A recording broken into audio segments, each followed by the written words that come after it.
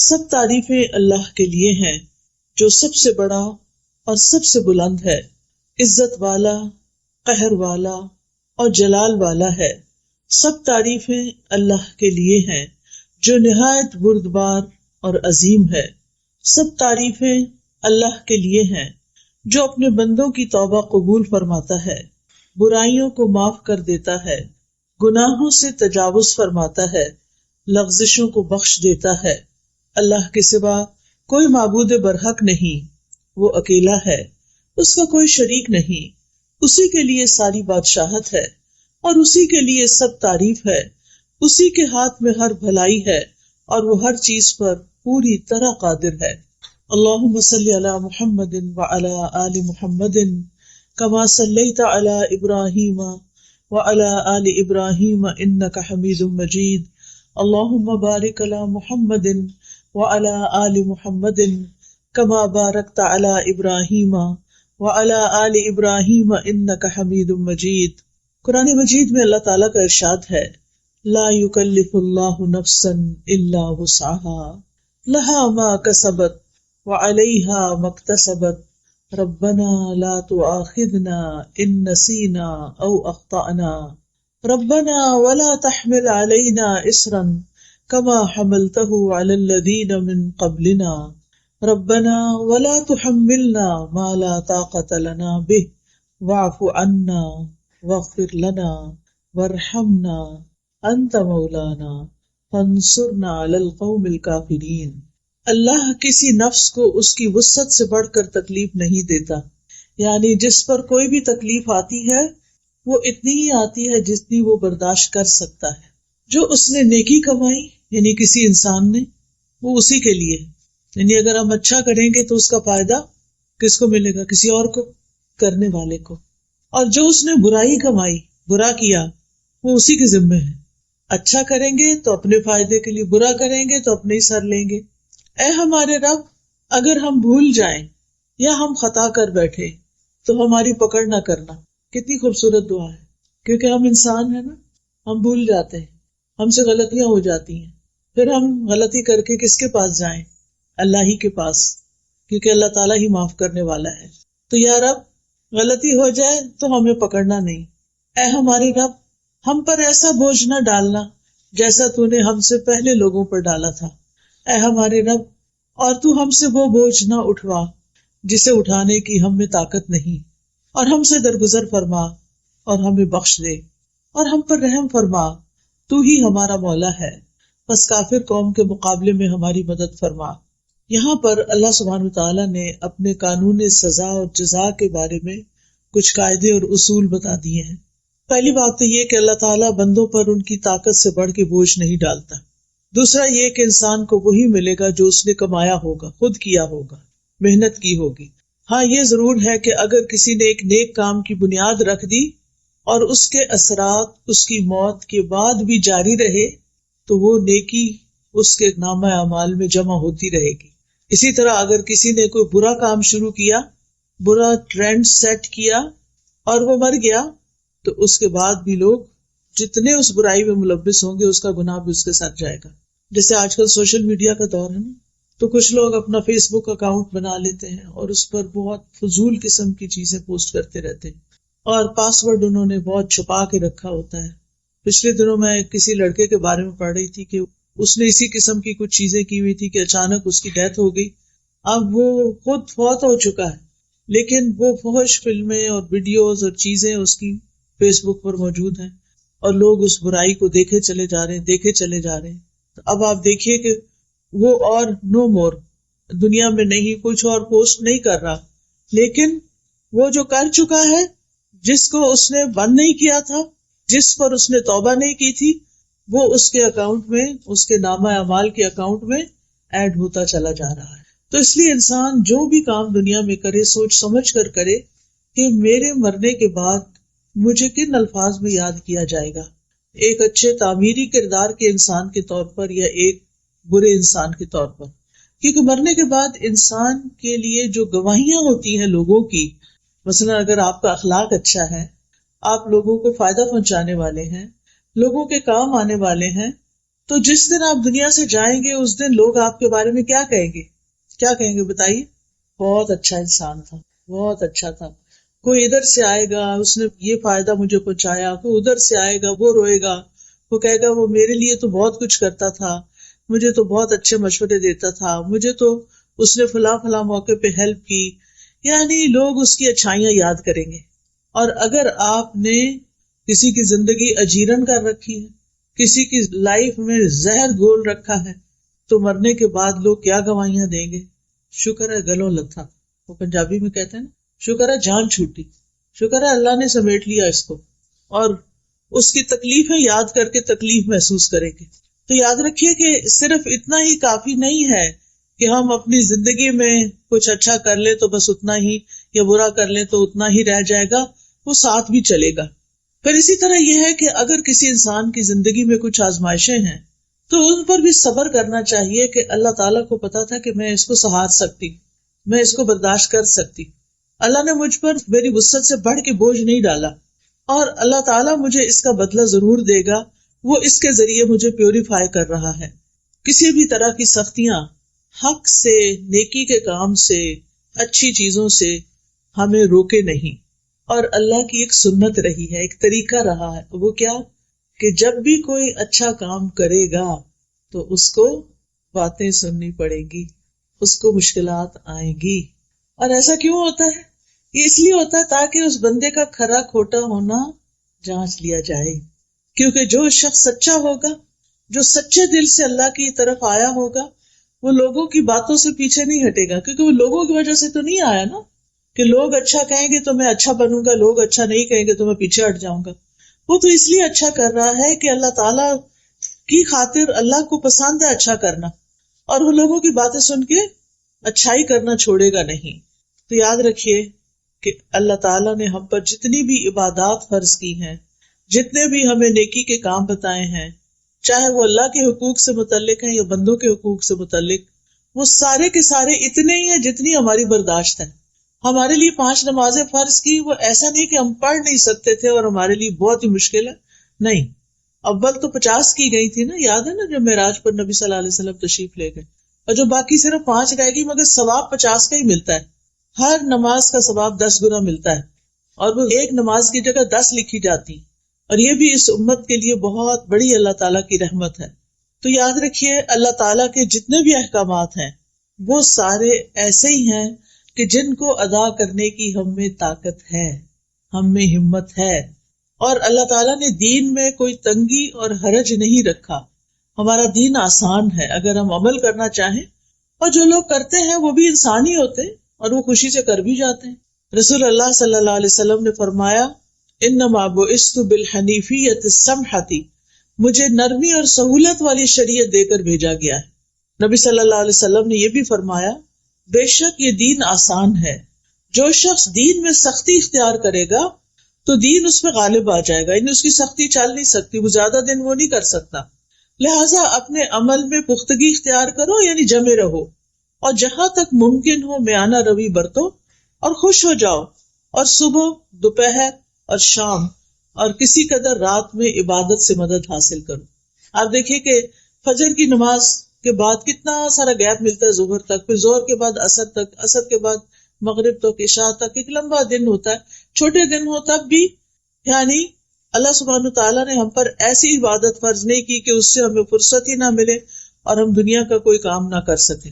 تو اس لیے ہمیں ساری عبادات خوشی سے کرنی چاہیے، اللہ تعالیٰ کے احکامات خوشی سے قبول کرنے چاہیے، کیونکہ ان سب پر اجر و ثواب ہے، اور انسان جو کچھ کرتا ہے اس کا صلہ اس کو مل کر رہے گا. اور پھر آپ دیکھیے کہ بعض اوقات گناہ کرنے کے لیے بھی انسان کو محنت کرنی پڑتی. جو لوگ چوری کرتے ہیں وہ آسانی سے تھوڑی کرتے ہیں، اسی طرح جو لوگ اور غلط کام کرتے ہیں اس کے لیے بڑے وسیلے اختیار کرتے ہیں، لیکن چونکہ نفس اس کی طرف ہوتا ہے تو مشکل نہیں لگتا. نیکی کے لیے ہمارا نفس نہیں مانتا، ہمارے اندر سے وہ موٹیویشن نہیں ہوتی. لیکن جب آپ مثلاً حج یا عمرہ کرنے جاتے ہیں تو آپ کے اندر ایک موٹیویشن ہوتی ہے نا، وہاں جا کے اللہ کا گھر دیکھ کے اتنے سارے لوگ نماز پڑھ رہے ہوتے ہیں، ان کو دیکھ کے یہ آپ تھوڑی کرتے ہیں کہ وہاں جا کے لیٹ جائیں، آپ فوراً اٹھتے ہیں، جلدی کرتے ہیں، تھوڑا سا بھی سو کے. اسی طرح رمضان کا مہینہ آتا ہے تو اس میں بھی آپ دیکھیں کہ آپ کا شوق کتنا بڑھ جاتا ہے. تو جب شوق بڑھ جاتا ہے، ذوق بڑھ جاتا ہے، تو عمل آسان ہو جاتا ہے. تو اس لیے انسان کو اپنے لیے کوئی نہ کوئی ایسے ٹارگٹس رکھنے چاہیے کہ جن کے ذریعے انسان کا نیکی کے کاموں میں شوق بڑھتا رہے. ایسے لیکچرز میں جائیں، مساجد میں جائیں، جمعہ خطبہ اٹینڈ کریں، ایسی مجالس اٹینڈ کریں، ایسے ہاسپٹلز میں جائیں جہاں پر بیماروں کو دیکھ کے آپ کا دل پسیجے. کبھی کبھی قبرستان جائیں اور جا کے دیکھیں کہ اس سے پہلے کے لوگ کہاں پڑے ہیں آج، جن کے عالی شان گھر تھے، جن کے پاس جیولری تھی، کپڑے تھے، سب کچھ تھا، لیکن آج وہ زمین کے اندر ہیں. تو یہ چیزیں انسان کی عبادت میں اس کے لیے موٹیویشن کا سبب بنتی ہیں. تو بہرحال ہمیں یہ یاد رکھنا چاہیے کہ قیامت کے دن کوئی کسی کا بوجھ نہیں اٹھائے گا، کوئی کسی کی نیکی چھین کے نہیں لے جائے گا، اور کوئی اپنی برائی اس پہ ڈال کے نہیں چلا جائے گا. دنیا میں تو ایسا ہوتا ہے نا کہ ہماری چیزیں بعض اوقات دوسرے لوگ نکال لیتے ہیں، چرا لیتے ہیں، لے جاتے ہیں. کبھی گھر کے اندر بھی ہوتے ہیں، سسرال میں بعض سسرالی لوگ ان کی چیزیں استعمال کرنا شروع کر دیتے ہیں. اسی طرح بعض اوقات یہ ہے کہ لوگ اپنے گھر کا کوڑا آپ کے دروازے پہ پھینک دیتے ہیں. یہاں تو خیر نہیں ایسی چیزیں ہوتی، لیکن جہاں ہوتی ہیں سو ہوتی ہیں.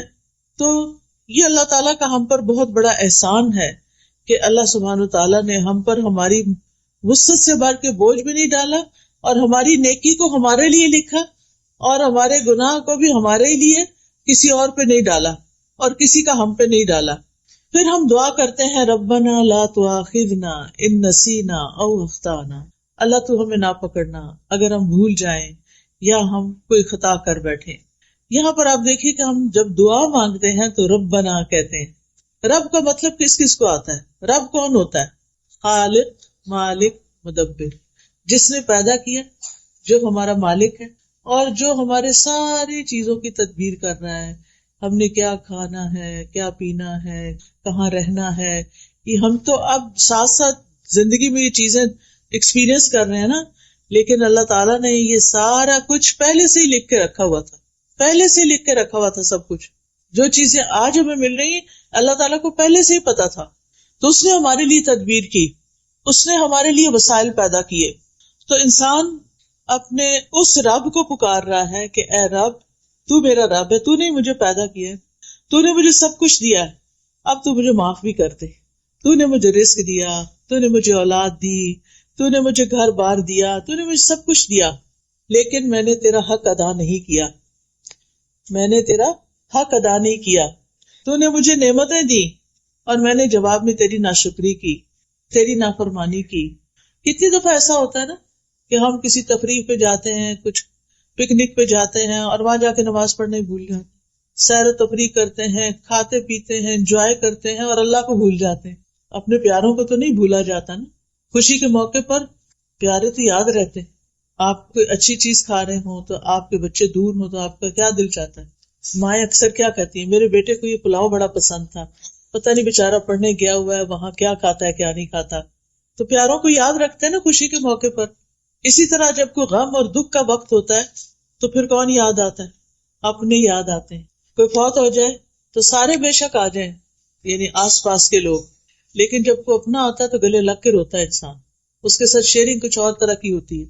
تو اللہ تعالیٰ کے ساتھ بالکل اپنوں والا تعلق ہونا چاہیے، اللہ تعالیٰ کو قریب محسوس کرنا چاہیے، اپنا ہر خوشی اور غم اس کے ساتھ شیئر کرنا چاہیے، اس کی طرف رجوع کرنا چاہیے، نعمتیں ملنے پر شکر ادا کرنا چاہیے، تکلیف آنے پر اس سے صبر مانگنا چاہیے اور دعا کرنی چاہیے.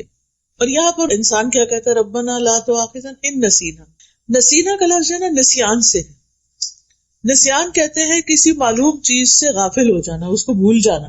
چابی رکھ کے کہیں بھول گئے، پتا ہے کہ چابی میری ہے، کون سی ہے، کیسی ہے، لیکن پتہ نہیں چل رہا کہاں رکھ دی ہے. یعنی ایک چیز جس کو انسان جانتا ہو پھر وہ اس کے دماغ سے غائب ہو جائے، تو اس کو ہم بھول جانے کا نام دیتے ہیں. اور خطا جو ہے وہ نافرمانی کرنا ہوتا ہے، مخالفت کرنا. ارادہ نہ بھی ہو تو انسان اس کے اپوزٹ کر جاتا ہے جو اللہ تعالیٰ نے اس کو کرنے کے لیے کہا ہوتا ہے. اسی طرح کسی حکم سے جاہل ہونا، پتہ ہی نہیں کہ وہ کیا کرنا ہے. کیا ہم میں سے ہر ایک کو پورے دین کا پتہ ہے؟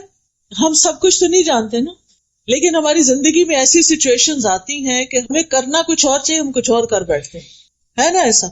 تو یہ بھی خطا ہوتی ہے. کبھی آپ ڈرائیونگ کرتے ہوئے راستہ بھولے اور آگے جا کے آپ نے کہا یہ تو میرا روز کا راستہ، پتہ نہیں مجھے ہو کیا گیا، میں نے ایگزٹ مس کر دیا. ہوتا ہے نا، جان بوجھ کے کیا ہوتا ہے نہیں. کیوں؟ باتوں میں لگ جاتے ہیں. جب ڈرائیور باتوں میں لگ جاتا ہے تو اکثر رستہ بھول جاتا ہے. یعنی وہ اپنے مقصد سے غافل ہوا، ایک لمحے کے لیے غافل ہوا اور میلوں دور جا پڑا. یہ انسانوں کے ساتھ ہمارا معاملہ ہے، یعنی دنیا میں رہتے ہوئے. تو دین کے معاملے میں بھی ہمارا کچھ ایسا ہی رویہ ہوتا ہے. ہم لوگوں کی باتوں میں آ جاتے ہیں اور اللہ کا حکم بھول جاتے ہیں. ہم کوئی اچھا کام کرنے جا رہے ہوتے ہیں کہ لوگ کہتے ہیں لو یہ تم فلاں کام کرنے، کہیں چیریٹی میں دے رہے ہوتے ہیں نا، تو کہتے تو ان کو دینے کی نہیں ضرورت، ان کے پاس بہت فنڈز ہیں. ٹھیک ہے. مسجد جا رہے ہوتے ہیں تو کہتے کیا ضرورت ہے مسجد جانے کی، عورتوں کی نماز گھر میں ہونی چاہیے. ٹھیک ہے. اس ملک میں تو پھر کہیں بھی اسلام کا نام نہیں ہے. اگر عورت اور بچے مسجد نہیں جائیں گے تو اسلامی ماحول کہاں سے ملے گا؟ تو بہر میرا کہنے کا مطلب یہ ہے کہ انسان جب جانتے بوجھتے ہوئے بھول کا شکار ہو جاتا ہے تو اس سے غلطی ہو جاتی ہے. اب غلطی ہو گئی، چاہے بھول کے ہوئی چاہے غفلت سے ہوئی، غلطی تو غلطی ہے نا. اب جب آپ نے ایسا کر لیا تو اس کے بعد کوئی ریگریٹس ہوتے ہیں کیا؟ ایگزٹ مس کرنے پر کوئی ریگریٹ ہوتا ہے؟ دل چاہتا ہے گھر ہی نہ جاؤ، آپ ادھر ہی بیٹھ جاؤ. کیا کر لیا، اتنے منٹ میں پہلے ہی لیٹ ہو رہی تھی اور لیٹ ہو گئے. سارے پیچھے سے بولنا شروع کر دیتے ہیں جو گاڑی میں بیٹھے ہوتے ہیں، بجائے اس کے کہ تسلی دی اچھا کوئی بات نہیں. ہم دوسروں کو اکثر پرووک ہی کرتے رہتے ہیں. خاص طور پہ میں خواتین سے کہوں گی کہ بچوں کی تربیت میں بڑے صبر و تحمل سے کام لیں. آپ گھر میں ایک سینٹرل رول پلے کرتے ہیں. آپ کے اوپر آپ کے ہسبینڈ ہیں، ہسبینڈ کے اوپر ان کا باس ہے، آپ کے نیچے آپ کے بچے ہیں اور بچوں کے بھی لیولز ہیں. ایک بچہ، پھر اس سے چھوٹا بیٹا ہے، پھر بیٹے سے چھوٹی بیٹی ہے، بیٹی سے چھوٹا پھر بیٹا ہے. آپ کہاں کھڑے ہیں؟ بیچ میں کھڑے ہیں نا. اگر آپ اسٹرانگ ہوں گے، آپ کے ریئیکشنز اچھے ہوں گے تو گھر کا ماحول بڑا خوبصورت ہوگا. اب ہوتا کیا ہے، باس نے کیا کیا، میاں کو، آپ کے ہسبینڈ کو کچھ کہہ دیا، اس کو چڑھ گیا غصہ. کیا وہ باس کے آگے بول سکتا ہے؟ نہیں، کیونکہ نوکری چلی جائے گی اگر بولا تو وہاں تو نہیں بولنا. اب وہ ادھر تو چپ رہا. جب گھر آیا اور کھانا کھانے لگا اور کھانے میں تھوڑا سا نمک تیز تھا، کیا ہوگا؟ غصہ کس پہ نکلے گا؟ بیوی پہ. اب بیوی کو غصہ آیا ہوا ہے، اب وہ میاں کے آگے بول نہیں رہی کہ میں صبر کر رہی.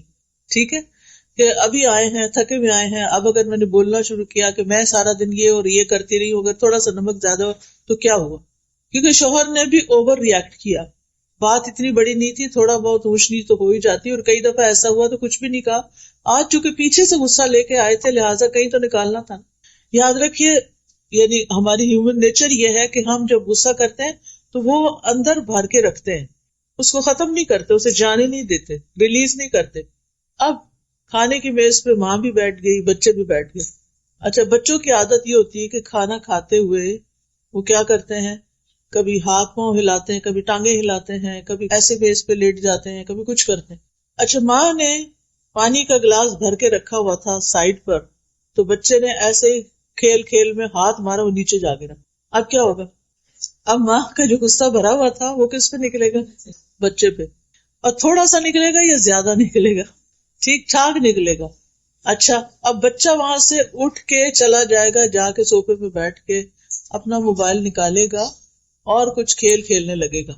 اتنے میں جو چھوٹی بہن تھی وہ کسی چیز سے کھیل رہی تھی، وہ لگا آ کے اس بچے کو. اب وہ بچہ کیا کرے گا؟ اب بچہ غصہ اتارے گا، دونوں کی فائٹنگ شروع ہو گئی. اچھا، اب وہ جو چھوٹی تھی جس کو پڑی بھائی سے، اب اس کے دل میں غصہ ہے ابھی بھی، وہ جا کے اپنا بھالو اٹھاتی اور اس کو پٹک پٹک کے مارتی ہے اس کو. یہ ہوتا ہے گھروں میں، ٹھیک ہے نا. لیکن اگر ہم جو بیچ میں ہے نا، بیچ میں ماں، آپ کہے گی ساری باتیں ماں کو سناتی ہیں، سب کچھ ماں ہی کرے، میں ہی سب پیسوں، میرے اوپر ہی سارا کام ہے، میں ہی سارا برداشت کروں، میں ہی. نہیں، اللہ نے آپ کو یہ مقام دیا ہے، اللہ نے آپ کو ممتا دی ہے، محبت دی ہے. آپ شوہر یا ساس کی باتوں سے غصے میں آ کے اپنے بچوں کی تربیت خراب نہ کریں. بچے صرف آپ کے لیکچر نہیں سنتے، بچے سی سی ٹی وی کیمرہ جو ہوتا ہے نا اس کی طرح باریک آنکھ سے ہر کچھ دیکھ رہے ہو. کھیل رہے ہوتے ہیں، کان ان کے سارے آپ کی طرف ہوتے ہیں، ماما کس سے باتیں کر رہی ہیں، کیا باتیں کر رہی ہیں. اگر وہ آپ کا موڈ آپ دیکھتے ہیں تو پریشان ہو جاتے ہیں، اگر آپ اوور ایکسائٹیڈ ہیں تو وہ ضرور کمنٹ کریں گے. اچھا پھر کیا ہوتا ہے، جو آپ کر رہے ہوتے ہیں نا وہ بھی وہی کرنا شروع کر دیتے ہیں، اور فار لائف ان کے اندر وہ عادتیں آ جاتی. تو یہ سلسلہ ختم نہیں ہوتا. ہونا کیا چاہیے کہ پہلے شخص سے جو غلطی ہوئی ہے نا، جو باس سے غلطی ہوئی، اگر وہ اللہ سے ڈرتا ہے تو اس کو اللہ سے بھی معافی مانگنی چاہیے، اور جس پہ زیادتی کی اس سے بھی معافی مانگنی چاہیے. کیا جو ہم سے چھوٹا ہو اس سے سوری نہیں کرنا چاہیے؟ کرنا چاہیے. اگر آپ باس ہیں اور آپ نے چھوٹے پہ زیادتی کر لی اور آپ کو ریئلائز ہو گیا، آپ کا ضمیر بول اٹھا ہے کہ میں نے زیادتی کی ہے، تو پھر کیا کرنا چاہیے؟ سوری کر لیں. کیا صرف بندے سے سوری کرنا چاہیے یا کسی اور سے بھی؟ یس، بندے سے تو آپ نے سوری کر لیا، اللہ سے بھی کرنا ہے، کیونکہ آپ نے ایک انسان کو ناحق تکلیف پہنچائی ہے. چلو بندوں نے معاف کر دیا، یا صرف اللہ سے توبہ کرنا کافی ہے یا بندوں کو بھی سوری کرنا ضروری ہے؟ بندوں کو بھی کرنا. اگر پہلا شخص جس نے زیادتی کی تھی وہ سوری کر لیتا، بات ختم ہو جاتی، لیکن اس نے سوری نہیں کی. آپ کو پتا نا، قابیل نے حابیل کو قتل کر دیا تھا. اب ہوتا کیا ہے، اب تک دنیا میں قتل کا جو سلسلہ چل رہا ہے اس کے گناہ کا ایک حصہ قابیل تک جاتا ہے. قیامت کے دن اس کا گناہ کتنا بڑا ہوگا، پہاڑوں جتنا، اس سے بھی بڑا، اور وہ بھی قتل کا گناہ.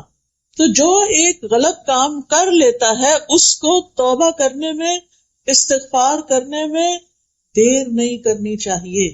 اچھا چلے، اس باس نے تو سوری نہیں کی، لیکن آپ کے ہسبینڈ نے جو آپ کے ساتھ زیادتی کی، چلے آئے تھے، غصہ تھا، کھانا شروع کیا، غصہ نکالا، پھر تھوڑی دیر میں نارمل ہو جانا چاہیے تھا، تاکہ بچے جو ہیں وہ ٹیبل پر بیٹھ کر پریشان نہ ہو. کیونکہ پریشانی کے عالم میں جو کھانا کھایا جاتا ہے نا وہ لگتا نہیں، پھر وہ صحیح طرح ڈائجسٹ ہی نہیں ہوتا. بچے سہمے بیٹھے ہیں ٹیبل پر. جو بڑے بچے ہوتے ہیں نا وہ بہت محسوس کرتے ہیں، جو چھوٹے ہوتے ہیں نا وہ تھوڑی دیر میں پھر بھول جاتے ہیں. اب اگر شوہر نے کچھ کہہ ہی دیا تھا غصے میں، تو بحیثیت بیوی اتنا تو سمجھ لینا چاہیے نا کہ میرا شوہر جو ہے اس کا باس اچھا نہیں ہے اور وہ اس کی وجہ سے فرسٹریٹ ہوتا ہے اور پھر میری شامت آتی ہے، چلو کوئی بات نہیں. اگر وہی آگے سے ہنس کے، یعنی ہنسنا شروع کر دیتی، شوہر غصہ کر رہا، اگر وہ تھوڑا سا ہنس دیتی، چلے آئندہ نہیں ہوگا چھوڑے اس کو، یا کوئی بھی بات کر دیتی، تو شوہر بھی شاید نارمل ہو جاتا اور بات نہ بڑھتی. اس نے بھی شوہر کی تنقید کو بہت سیریس لے لیا اور چیخنا چلانا شروع کر دیا. بچوں نے وہ تماشا دیکھا، تھوڑی دیر میں بچے نے تماشا کیا، اس پہ اور اس پہ اور اس پہ اور. یعنی آپ سوچئے وہ پہلی غلطی کتنی غلطیوں میں کنورٹ ہوئی. تو اگر ہم ابتدا کرنے والے ہوں تو پھر ہم ہی کو توبہ کر لینی چاہیے، ہم ہی کو ہی ودرا کر لینا چاہیے. اور صبر اسی کا نام ہے. صبر کس چیز کا نام ہے؟ کہ اگر کسی نے کچھ کہہ دیا نا تو کہا کرے او جانے، کوئی بات نہیں، جسٹ اگنور. اپنے آپ کو کہا کرے اگنور کر دو، چھوڑو پرے، اس بیگیج کو اٹھانے کی کیا ضرورت ہے، جانے دو، انسان ہے نا، بس ہو گیا. کوئی اچھی چیز یاد کر لے اس کی. جن انسانوں کے ساتھ آپ کی روزمرہ ڈیلنگ ہوتی ہے، آپ کو چاہیے کہ آپ ان کی خوبیاں ٹپس پر یاد رکھیں کہ ان کے اندر یہ اور یہ اور یہ خوبی ہے، تاکہ جس وقت وہ کوئی خرابی کرے تو آپ کیا کریں، فوراً گردان پڑھ لیں، ان کے اندر یہ اور یہ اور یہ خوبیاں ہیں. خاص طور پر ہسبینڈ کی خوبیوں کا ضرور پتا ہونا چاہیے کہ وہ ہمارے لیے کہاں کہاں کتنے معاون ہیں، مددگار ہیں، سپورٹر ہیں، ان سے ہمیں کیا کیا فائدے ملتے ہیں. آپ سوچئے کہ اگر میری شادی ان سے نہ ہوتی تو میں کہاں ہوتی، پاکستان کے ایک گاؤں میں.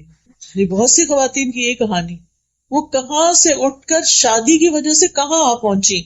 آپ سوچا کریں کہ اگر میری ان سے شادی نہ ہوتی تو یہ میرے بچے کہاں سے آتے، جن کو میں بہت ہی پیار کرتی. کیونکہ بعض اوقات ہم کہتے ہیں نا اس شخص سے ہمیں کچھ نہیں کبھی ملا، اللہ نے اس کے ذریعے آپ کو بچے دیے ہیں، اس پر آپ شکر ادا کریں. تو اس کے علاوہ بھی کوئی اس نے آپ کو کہیں ویکیشن پہ لے کر گیا ہوگا، کوئی شاپنگ کرائی ہوگی، عمرے پہ لے کر گیا ہوگا، کچھ تو کیا ہی ہوگا نا. آخر ہر انسان کے اندر، ٹھیک ہے کچھ لوگوں کی اچھائیاں زیادہ ہوتی ہیں تو وہ اوپر اوپر آ جاتی ہیں اور برائیاں دب جاتی ہیں، کچھ لوگوں کی بری عادتیں اتنی زیادہ ہوتی ہیں کہ ان کی اچھائیاں بھی، جو بڑی بڑی اچھائیاں ہوتی ہیں وہ بھی دب جاتی ہیں. تو نتیجہ کیا ہوتا ہے کہ ہم پھر ساری زندگی جل جل کے کڑ کڑ کے گزارتے ہیں.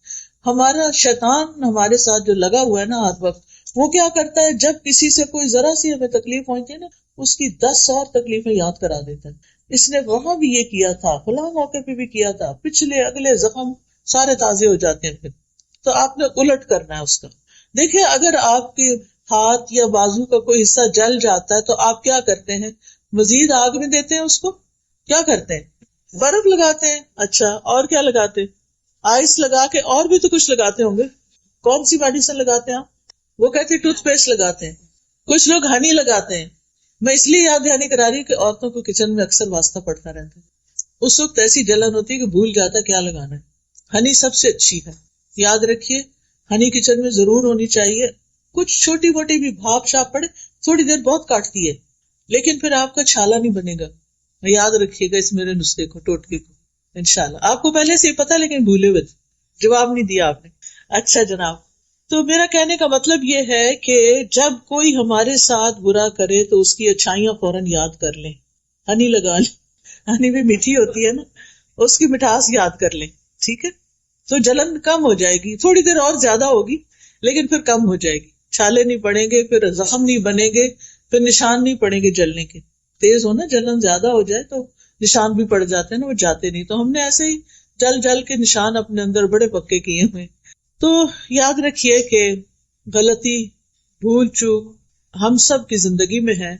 نبی صلی اللہ علیہ وسلم نے فرمایا بے شک اللہ نے میری امت سے غلطی، بھول اور جس چیز پر لوگوں کو مجبور کر دیا جائے اس سے درگزر فرمایا. تو اللہ تعالیٰ معاف کرنے والے، ہمیں بھی لوگوں کو معاف کر دینا چاہیے. مثلاً روزے کی حالت میں اگر آپ نے بھول کر کچھ کھا لیا تو کیا ہوا، روزہ ٹوٹ گیا؟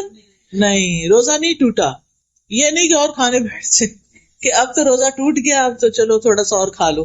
ایسا نہیں کرنا، بلکہ اندر بھی نہیں لے جانا، یاد آ گیا تو باہر نکال دیں. ٹھیک ہے، لیکن ایک بات یاد رکھیے، ارادتاً کیے ہوئے گناہوں پہ پکڑ ہوتی ہے جو جان بوجھ کے انسان کرتا ہے.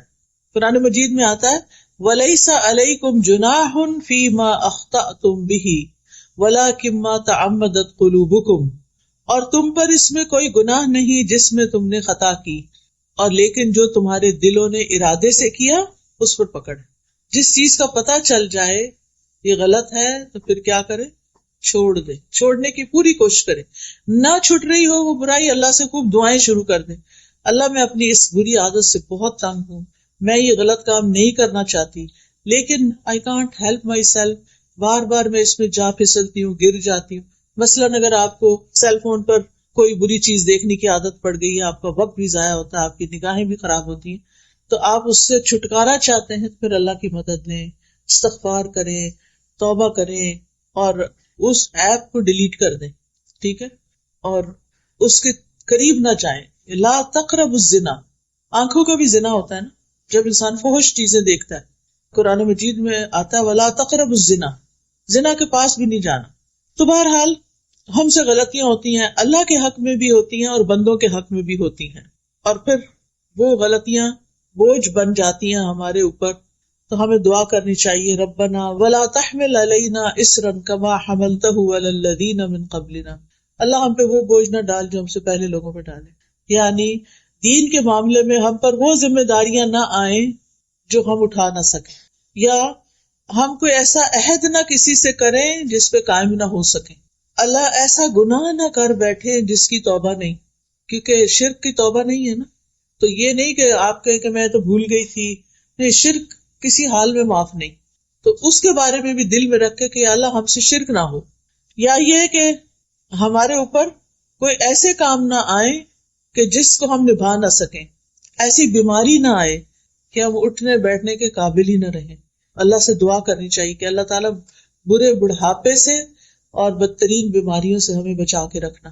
اب دیکھیے کہ جو بزرگ، ابھی میں گاڑی میں انٹر ہو ہی رہی تھی کہ ایک فون آ گیا. ایک آنٹی ہے کافی بزرگ، بیچاری اکیلی رہتی تھی، کہتی ہوں فجر کی نماز کے لیے اٹھی ہوں اور گر گئی ہوں، ریبس ٹوٹ گئی ہیں اور پتہ نہیں کیا کیا ہو گیا ہے، ہل بھی نہیں سکتی، ہاسپٹل میں پڑی ہوئی ہیں.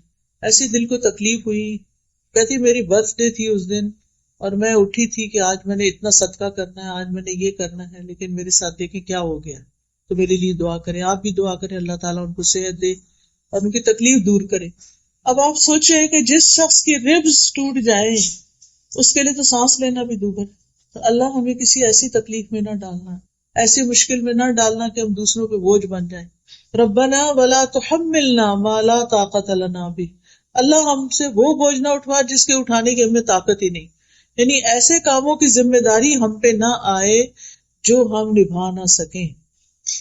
بعض اوقات ایسا ہوتا ہے کہ انسان کی زندگی میں ایسے حادثات ہو جاتے ہیں کہ انسان کو مجبوراً وہ ذمہ داریاں لینی پڑ جاتی ہیں۔ میری خالہ اللہ تعالیٰ ان پر اپنی رحمت نازل کرے، ان کے اپنے 11 بچے تھے، جو سب سے بڑا بچہ تھا اس کی کار ایکسیڈنٹ میں ڈیتھ ہو گئی، اس کی اور اس کی بیوی دونوں کی۔ 4 بچے چھوٹے چھوٹے پیچھے تھے، وہ بچ گئے۔ اب آپ خود سوچیں کہ جس خاتون نے اپنے اتنے بچے پالے اور 4 یتیم بچوں کو پالنے کی ذمہ داری ان پہ آ گئی، اور ایج ایسی تھی کہ جوان نہیں تھی اب، لیکن بڑی اچھی طرح انہوں نے وہ ذمہ داری نبھائی۔ لیکن ان کو دیکھ دیکھ کے رحم آتا تھا کہ کیسی آزمائش میں آ پڑی۔ ایک تو یہ ہے کہ اللہ تعالیٰ کو پتا ہوتا کہ کون کیا بوجھ اٹھا سکتا ہے، لیکن پھر بھی ہم کمزور ہیں، کیونکہ پھر ہمارے منہ سے کوئی باتیں نکل جاتی ہیں کہ اللہ میرے ساتھ ایسا کیوں، یہ کبھی نہ جملہ بولیں۔ اللہ کو زیادہ پتا ہے کہ کسی کے ساتھ کیا ہونا چاہیے اور کیا نہیں ہونا چاہیے۔ تو شرعی احکامات میں بھی اور تقدیر کے حالات میں بھی اللہ سے آسانی مانگنی چاہیے کہ اللہ تعالیٰ ہماری تقدیر میں کوئی ایسی چیز نہ ہو جس سے ہماری زندگی دوبر ہو جائے، اور ہمیں ایسی مشقت میں نہ ڈالنا جو ہم اٹھا نہ سکیں۔ واعف عنا واغفر لنا وارحمنا، کتنی خوبصورت دعا ہے۔ اللہ ہم سے درگزر فرما، جو فرائض ادا کرنے میں ہم سے کوئی کوتاہی ہوئی ہے یا اللہ تو اس کو معاف کر دے، ہمیں بخش دے، ہم سے درگزر کر اور ہم پر مہربانی کر۔ ہم رحم کے قابل ہیں، ہم کمزور انسان ہیں۔ تو گناہگار انسان 3 چیزوں کا محتاج ہوتا ہے کہ جو معاملہ اللہ اور بندے کے درمیان ہے اللہ اسے درگزر کرے، اور دوسرا یہ کہ اللہ بندوں سے اس کے گناہ کو پردے میں رکھے۔ واغفر لنا، استغفار کا مطلب ہوتا ہے ڈھانک دینا۔ بعض اوقات ہم کوئی ایسا گناہ کر بیٹھتے ہیں جس کا صرف اللہ کو پتا ہوتا ہے، اور پھر ہم ڈرتے ہیں کہ کئی لوگوں کو پتا نہ چل جائے۔ خاص طور پر جو ٹین ایج ہوتی ہے نا، اس میں انسان سے کوئی ایسی غلطیاں ہو جاتی ہیں بعض اوقات کہ جس پر ساری زندگی وہ پچھتاتا ہے۔ مثلاً بچوں کو نشے کی عادت کب پڑتی، کس ایج؟ ٹین ایج، جو پڑھائی کا سٹریس آتا ہے، جو بہت سے سٹریس آتے ہیں۔ پھر اسی طرح پڑھائی میں سیریس ہونے کی بجائے ایسے ریلیشن شپ میں گرفتار ہو جاتے ہیں کہ I love you and I miss you, سارا دن اسی میں گزار دیتے ہیں۔ اب جب نکلتے ہیں نا ٹین ایج سے باہر، 20s میں آتے ہیں اور حقائق سامنے آتے ہیں کہ پڑھا نہیں تو اب ہوگا کیا، اور نشے میں پڑ گئے تو اب کیا ہوگا، تو پھر اس وقت انسان سخت پریشان ہو۔ یہ دعا اپنے بچوں کو بھی سکھا دیں، چھوٹے چھوٹے بچوں کو بھی۔ تو گناہگار انسان 3 چیزوں کا محتاج ہوتا ہے کہ اللہ میرے سے جو گناہ ہو گیا، جو اس کا صرف تجھے پتا ہے، تو اس کو معاف کر دے، بندوں سے میرے گناہ کو ڈھانپ دے، اور تیسرا یہ کہ آئندہ کے لیے مجھ پہ رحم کر اور مجھے دوبارہ اس گناہ کے قریب نہ جانے دے، مجھے بچا لے۔ اور پھر آپ دیکھیے کہ کبھی انسان کے گناہ دل میں ہوتے ہیں، بدگمانیوں وغیرہ کی شکل میں، کبھی زبان میں ہوتے ہیں، کبھی جسم سے کر رہا ہوتا ہے۔ تو جو چیز دل میں ہے یا اللہ اس کا تجھے پتا ہے، تو اس کو معاف کر دے۔ جو ہم نے کر لیا جس سے منع کیا گیا، اس کو تو ڈھانپ دے اور آئندہ کے لیے ہمیں بچا کے رکھ۔ اور پہلے بخشش مانگی، گناہوں کو ڈھانپنا مانگا، اور پھر رحم مانگا، کیونکہ پہلے وہ خانہ خالی ہو نا، صاف ہو، تو پھر رحمت آئے گی۔ توبہ معافی ہو جائے گی تو پھر ہی اللہ کی رحمت آئے گی نا۔ اگر ہم نے توبہ معافی کی نہیں، مانگی نہیں، تو پھر باقی کیا ہوگا؟ انت مولانا، تو ہی ہمارا مولا ہے، تو ہمارا مالک ہے، تو ہمارا مددگار ہے۔ فانصرنا علی القوم الکافرین، تو ہمیں کافر قوم کے مقابلے میں مدد دے۔ اور یہ اللہ تعالیٰ ہی ایمان والوں کا حقیقی مولا ہے۔ تو یہ اللہ تعالیٰ کی بہت بڑی رحمت ہے کہ اللہ نے ہمیں یہ دعا کرنا سکھائی ہے۔ وہ ہمیں جانتا ہے نا، ہماری ضروریات کو بھی جانتا ہے، اس نے ہمیں مانگنا سکھا دیا۔ پھر اس سے بھی پتہ چلتا ہے کہ مانگنے کی چیزوں میں 3 اہم چیزیں ہیں مانگنے کی: عفو، درگزر، بخشش اور رحمت۔ پھر یہ کہ رب کے وسیلے سے مانگنا چاہیے، اس سے تکلیف دور ہوتی ہے، ربنا کہہ کے، ربی کہہ کے۔ اور پھر یہ کہ مومن بندوں کے لیے اللہ کی خاص رحمت ہوتی ہے۔ تو پیاری بہنوں، ہم سب انسان خطا کار ہیں۔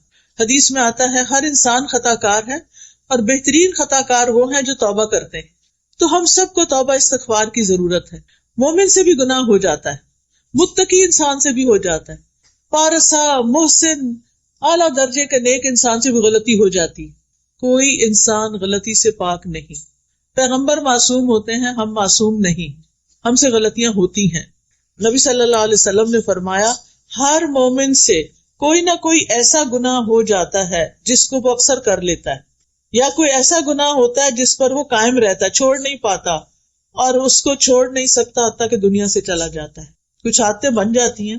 بعض اوقات میں اتنی حیران ہوتی ہوں کہ ہم اتنی زیادہ زبان کی حفاظت کے بارے میں باتیں پڑھتے ہیں، لیکن جب میں لوگوں کا عملی رویہ دیکھتی ہوں تو وہ کوئی حفاظت نہیں کر رہے ہوتے. جو فضول بات، ہر بات میں کچھ نہ کچھ بولنا، خاموشی کی تو عادت ہی نہیں نا. تو میں سوچتی ہوں انہوں نے کبھی لیکچر کوئی سنا بھی ہے کہ نہیں. یعنی وہ اپنی بری عادتوں سے باز نہیں آتے، دوسروں کو تکلیف دینے سے باز ہی نہیں آتے. ان کی سرشت میں پڑا ہوا ہوتا ہے چبھتی ہوئی باتیں کرنا. ہم اگر تانے شانے نہ دیں تو ہمارا گزارا نہیں. کیا فرق پڑتا ہے؟ ضروری تو نہیں کہ ہر وقت دوسروں کو نصیحت کرتے رہیں. کوئی ضروری ہے؟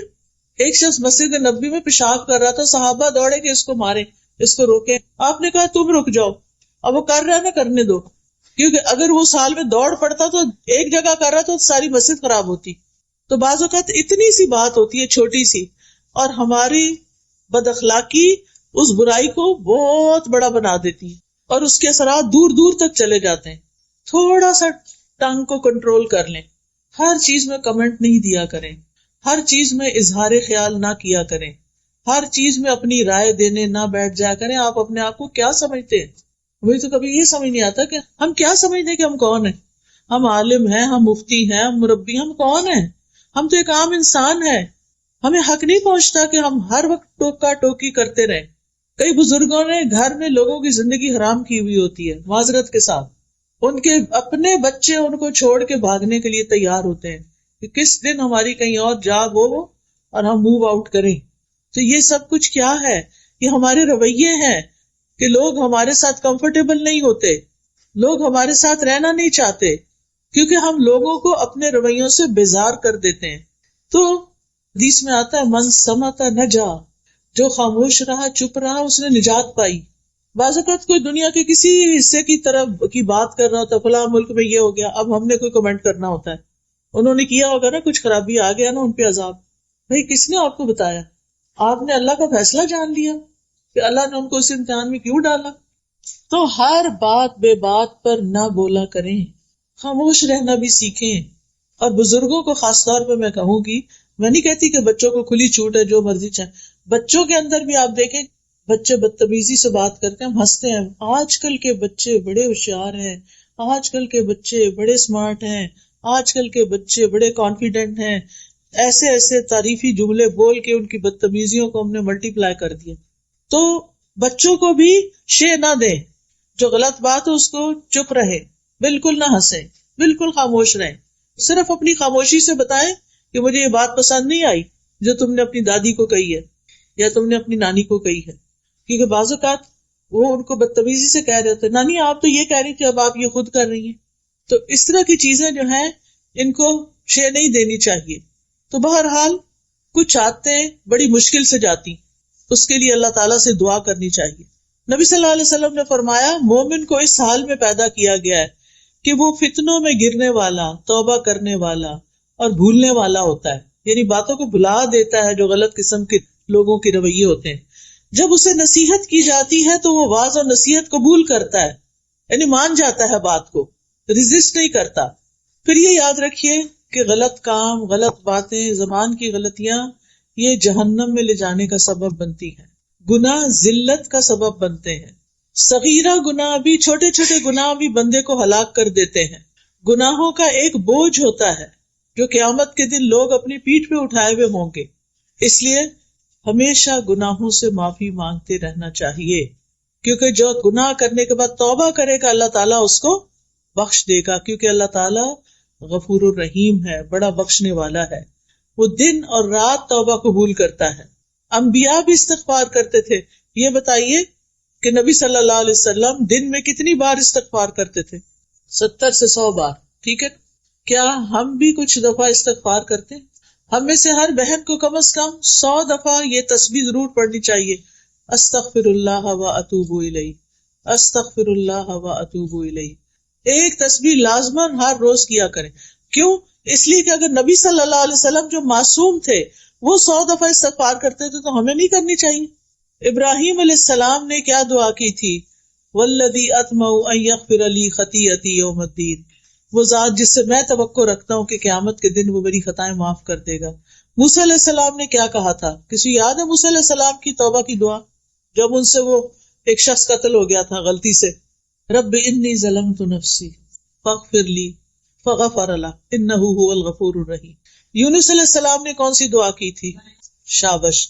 داؤد علیہ السلام نے رب اوزعنی ان اشکر نعمتک التي، اور پھر وظن داؤد انما فتنہ فاستغفر ربہ، استغفار کیا تھا انہوں نے. نوح علیہ السلام نے اپنی قوم سے کہا تھا کہ لوگوں استغفار کرو، اللہ بڑا معاف کرنے والا ہے، آسمان سے وہ بارشیں برسائے گا، تمہیں مال اور بیٹے دے گا اور تمہارے لیے نہریں جاری کر دے گا. یہ استغفار کے فائدے ہیں. معافی مانگنے سے یہ کچھ ملتا ہے. آپ کی زندگی میں کسی بھی چیز کی کمی ہے نا، کوئی بھی آپ کا پرابلم ہے، آپ استغفار شروع کر دیں، اللہ تعالیٰ اس مسئلے کو حل کر دیں گے. گناہوں سے توبہ کریں. تمام لوگوں کو استغفار کا حکم ہے، اور ایمان والوں کی تو خاص صفت ہے وبالاسحار هم یستغفرون، کہ وہ سحری کے وقت استغفار کرتے ہیں. اور جو اللہ سے معافی کی امید رکھتا ہے اللہ تعالیٰ اس کو معاف کر دیتا ہے. اور بخشش مانگنے والے کے لیے اللہ کا وعدہ ہے کہ جب تک بندہ معافی مانگتا رہے گا اللہ تعالیٰ بھی اس کو معاف کرتا رہے گا. ہر بار گناہ کرنے پر سچی توبہ کرتے رہنا چاہیے، شرمندگی سے معافی مانگتے جانا چاہیے، اور جو استغفار کرے گا اللہ تعالیٰ اس کی بخشش فرما دے گا. حدیث میں آتا ہے رسول اللہ صلی اللہ علیہ وسلم نے فرمایا ہمارا رب تبارک و تعالی ہر رات کو اس وقت آسمانی دنیا پہ آتا ہے جب رات کا آخری تہائی حصہ رہ جاتا ہے. وہ کہتا ہے کوئی جو مجھ سے دعا کرے تو میں اس کی دعا قبول کروں، ہے کوئی جو مجھ سے مانگے تو میں اسے عطا کروں، ہے کوئی جو مجھ سے بخشش طلب کرے تو میں اس کو بخش دوں. کتنی بڑی بات ہے. اللہ تعالیٰ خود بلاتے ہیں آؤ بخشش مانگو، میں معاف کر دوں گا. ہماری بعض نعمتوں کے راستے میں ہمارے گناہ رکاوٹ ہوتے ہیں، ان سے معافی مانگ لیں تو وہ نعمتیں واپس آ جاتی ہیں. بڑے سے بڑا گناہ استغفار سے معاف ہو جاتا ہے، اور توبہ انسان کو گناہوں سے پاک کر دیتی ہے. استغفار دلوں کی صفائی کا ذریعہ ہے. گناہ سے دل پہ سیاہ نقطہ لگتا ہے، پھیل جاتا ہے، دل کالے ہو جاتے ہیں. استغفار ان کو چمکا دیتا ہے. استغفار سے برائیاں نیکیوں میں بدل جاتی ہیں، اللہ کی رحمت ملتی ہے، اللہ کی محبت ملتی ہے، کامیابیاں نصیب ہوتی ہیں، اچھا سامان زندگی ملتا ہے، رزق، مال اور اولاد میں اضافہ ہوتا ہے، انسان کو خیر و برکت اور طاقت نصیب ہوتی ہے. کچھ بیماریوں کا علاج بھی استغفار ہے. پھر سینے کی تنگی دور ہوتی ہے، دل کی گھٹن، ڈپریشن، اس کا علاج بھی استغفار ہے. بندے کی حالت بہتر ہونے لگتی ہے. اللہ کا عذاب نہیں آتا جب تک بندہ استغفار کرتا ہے. قیامت کے دن وہ شخص اپنا نامہ اعمال دیکھ کے خوش ہو جائے گا جس میں ڈھیروں ڈھیر استغفار ہوگا. استغفار جنت میں داخلے کا ذریعہ ہے. تو کرنے کے کام کیا ہے؟ کرنا کیا ہے؟ کثرت سے استغفار کرنا ہے. روزانہ کتنی بار؟ 100 بار. نبی صلی اللہ علیہ وسلم تو ایک ایک مجلس میں 100 بار کر لیتے تھے. اگر ہم سارے دن میں بھی 100 بار کر لیں تو بڑی بات ہے. پھر امید رکھ کے بخشش مانگنی ہے. یہ نہیں کہنا پتہ نہیں میرے تو گناہ اتنے زیادہ معاف ہوں گے کہ نہیں، یہ نہیں کہنا. یہ سوچنا ہے اللہ معاف کرنے والا ہے، اللہ مجھے معاف کر دے گا. پھر گناہ ہو جائے تو انتظار کرنا ہے کہ 80 سال بعد حج پہ جائیں گے تو توبہ کریں گے. فوراً توبہ کرنی ہے. کھلا گناہ ہو تو کھلی توبہ، چھپا گناہ ہو تو چھپ کے توبہ. اور سچی توبہ. سچی توبہ کا مطلب یہ ہے کہ انسان پکا ارادہ کرے کہ میں نے دوبارہ نہیں اس گناہ کی طرف آنا. پھر یہ ہے کہ شرمندہ ہونا اور آئندہ نہ کرنے کا وعدہ کرنا اور گناہوں سے ڈرتے رہنا. جو شخص دنیا میں اپنے گناہوں سے ڈرتا ہے قیامت کے دن اللہ تعالیٰ اس کا ڈر نکال دیں گے، اس کا ڈر ختم ہو جائے گا. لہٰذا پیاری بہنوں، آج کا میرا میسج آپ کے لیے یہی تھا اور اپنے لیے بھی، کہ اپنی غلطیوں پر معافی بھی مانگنی ہے اور اصلاح بھی کرنی ہے اور اللہ تعالیٰ سے مدد مانگتے رہنا ہے. ٹھیک ہے نا؟ اس کے لیے ایک کارڈ ہے استغفار کے فائدے.